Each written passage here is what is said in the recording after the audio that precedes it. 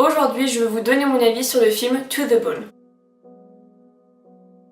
Ce film raconte l'histoire de Hélène, une jeune artiste de 20 ans atteinte d'anorexie mentale. Ayant été hospitalisée plusieurs fois et sans succès, sa belle-mère décide de donner le tout pour le tout et de l'inscrire à un programme avec un certain docteur miracle qui a la réputation d'être le meilleur concernant les troubles alimentaires. Elle est acceptée dans le programme et donc intègre une maison avec 6 autres personnes qui sont chacune d'elles également atteintes de troubles alimentaires. Et en gros, le film raconte le parcours de cette jeune femme. Avant de commencer la vidéo, j'aimerais juste faire une petite parenthèse.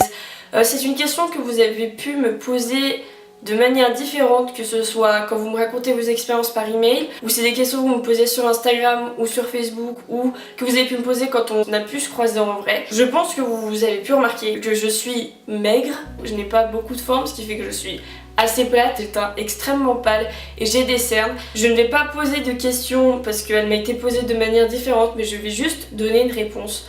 Non, je n'ai jamais souffert d'anorexie et non, je n'ai jamais souffert de boulimie. Par contre, je ne pourrais jamais vous dire que je n'ai jamais eu de troubles alimentaires parce que j'en ai eu. Donc non, je ne pourrais pas vous parler de ce film en connaissance de cause parce que ce que j'ai vécu était tellement minime par rapport à tous les troubles alimentaires qu'il y a. Mais par contre, je pourrais vous en parler en tant que quelqu'un qui a grandi avec des gens qui ont eu ce genre de problème, grandi avec des gens qui ont souffert et qui souffrent encore maintenant de ces problèmes-là. Et j'aimerais remercier d'ailleurs mes amis qui m'ont conseillé et qui m'ont poussé à faire cette vidéo-là et à parler de ce sujet-là. Bref, la parenthèse est fermée maintenant. Bref, revenons au film. Le film dure à peu près entre 1h45 et 1h50, quelque chose comme ça. Je crois même que c'est 1h47 si je ne me trompe pas. Et déjà, j'aimerais dire bravo à Netflix de mettre des films aussi poignant autant en avant. Clairement, ils font de la promo de dingue. J'avais des bandes annonces partout sur mon fil d'actualité Facebook ou sur Instagram ou même sur Netflix. Déjà, la promo était ouf. Comme je l'ai dit, le film dure 1h47. Je crois. Et généralement, voici comment moi je marche. Je sais que c'est pas bien parce que je juge un peu trop vite. Quand pour moi, un film dure plus d'1h30, le film en lui-même a intérêt de m'accrocher au bout des 15 premières minutes. Pour la simple et bonne raison, je vais avoir l'impression de perdre mon temps si je regarde un film qui dure à peu près 2 heures sans qu'il m'ait intéressé depuis le début. Enfin, je sais pas si vous voyez comme ça. C'est pas bien, je sais, parce que je juge trop vite, mais voilà. Donc pour ce film-là, quand j'ai vu qu'il durait presque 1h50, je me suis dit, bon, il a intérêt de m'accrocher, celui-là. J'ai toujours eu ma règle des 15 minutes, et à vrai dire, je me suis accrochée bien avant, et j'avais déjà commencé à rire au bout des 2 premières minutes. En lui-même, je trouve que la réalisation de ce film est géniale. Si je le compare à d'autres films qui abordent le même sujet, que ce soit des troubles alimentaires, ou le suicide. Bon, comme film de référence, en vrai, j'ai que des téléfilms que j'ai vus sur TF1, voilà. Généralement, à la fin des films, comme ça, tu sens un poids. Franchement, tu le sens pas bien. Enfin, je sais pas si...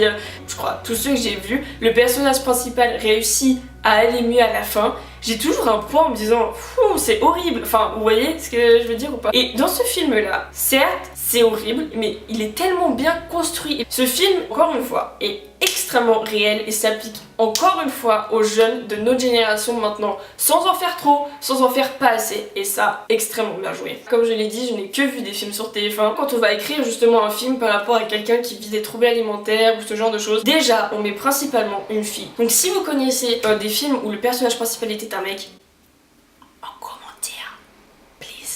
la construction du film, ça va être que pendant les 5-10 premières minutes, on va montrer la vie de la personne avant. C'est-à-dire quand elle va bien, quand elle a tous ses potes et machin, et d'un coup, paf, il va se passer quelque chose qui fait que on va voir l'évolution de la personne, on va commencer à se sentir triste, on va la voir commencer à faire ces choses qui vont être néfastes pour elle, on va la voir qu'elle va perdre ses amis et machin, et au milieu du film, rien ne va plus. À la fin du film, il y a un petit déclic, et ensuite, on la voit 5 ans après, et elle va mieux. Ce film-là était fait en sorte que dès que le film commence, la première scène se fait dans un hôpital. Le personnage principal va déjà mal et va déjà mal depuis un long moment. Ce qui fait qu'on n'a pas toute cette partie là où on va savoir pourquoi dès le début elle va pas bien. Au contraire, on va savoir pourquoi elle ne va pas bien au fur et à mesure du film. Dans ce film là, le cadre n'est pas posé dès le départ et c'est ça que j'ai trouvé très intéressant. On va comprendre sa vie de famille au fur et à mesure, on va comprendre pourquoi elle a commencé à faire cela au fur et à mesure du film. Personnellement, j'ai été une très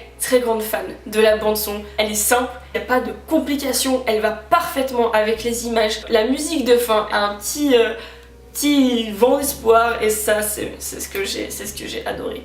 Parlons maintenant des personnages. Le personnage principal, Hélène, est tenu par Lily Collins. Et au départ, quand j'ai vu que c'était elle qui faisait le rôle principal, je me suis dit on va voir ce que ça donne. Et clairement, elle a tenu ce rôle juste tellement trop bien. Alors, il y a plusieurs cadres qu'on va montrer. Il va y avoir le cadre familial de la famille de Hélène, et il va y avoir le cadre ses collègues et amis dans la maison qui ont eux aussi des troubles alimentaires, et également la psychologue et le médecin. Cadre familial, cadre soignant et cadre guérisseur. Ouais, on va appeler ça comme ça.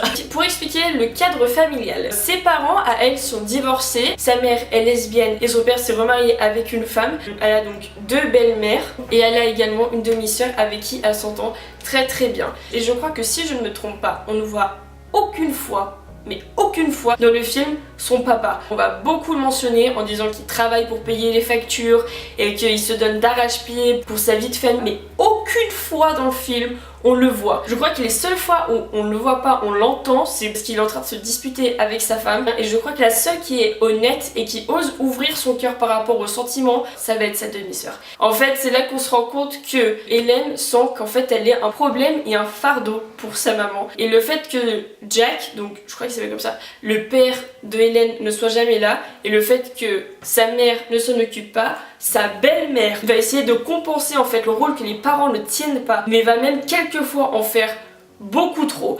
Donc il n'y a pas de juste milieu entre tout ça. Encore une fois, j'ai trouvé ça cool de mettre le rôle de parent autant en avant, parce que clairement c'est un rôle qui ne s'apprend pas à l'école, qui ne s'apprend nulle part d'ailleurs, et il s'apprend juste quand tu as des enfants. Donc tu dois tout apprendre sur le tas, mettre le rôle de parent autant en avant, encore une fois, et voir l'importance que ce rôle a, était encore une fois brillant. Maintenant, on va parler du cadre guérissant, le cadre des gens qui veulent se faire soigner là, bon, le cadre de la maison, ok, le cadre de la petite maison. Ce cadre-là m'a fait rire des fois. Je sais qu'ils ont des soucis, mais ils sont tellement... je sais pas. Dans cette maison, il va y avoir un peu tous les problèmes, des styles de personnages tout à fait différents. Et dans cette maison, il va y avoir un mec par chacun des 7 personnes. Ils ont pu montrer par chaque personnage ce que le fait d'avoir des problèmes d'alimentation pouvait donner comme conséquence. Ils ont chacun des conséquences différentes.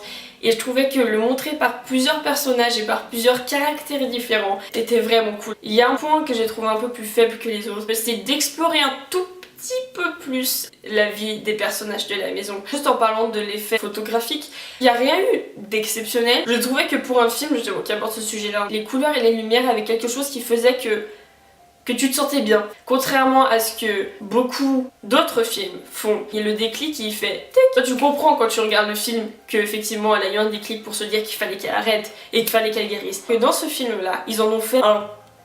ouais, ça prend, je crois, bien les 15-20 dernières minutes du film. Alors je vous l'avoue que je l'ai pas totalement comprise, mais cette scène-là, tu comprends que là ça a fait...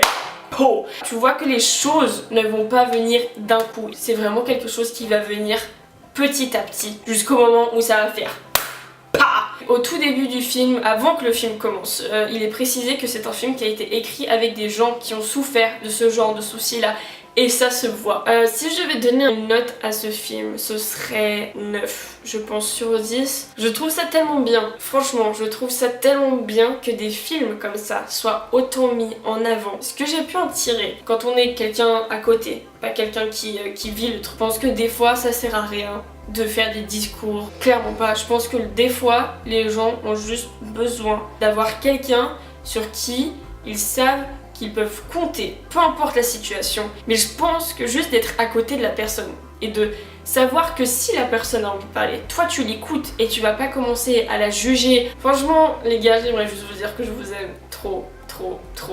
Je pars dans 1 mois et demi maintenant, et recevoir vos mails, bon, ça paraît ridicule, mais 5 à 10 mails par semaine avec vos encouragements pour la mission, pour vous dire à quel point vous êtes reconnaissant que j'ai fait ce genre de vidéo là, parce que vous avez l'impression d'avoir une amie. Clairement, ça fait hyper, vraiment trop plaisir. Je vous filme un paquet de vidéos pour les 1 an et demi qui arrivent. N'abandonnez jamais, mais vraiment jamais. Je veux savoir quel a été votre personnage préféré, quelle a été votre scène préférée, ce qui vous a touché le plus. Je veux tout savoir. Bref, je vous dis adios et on se voit bientôt dans une nouvelle vidéo. Ciao!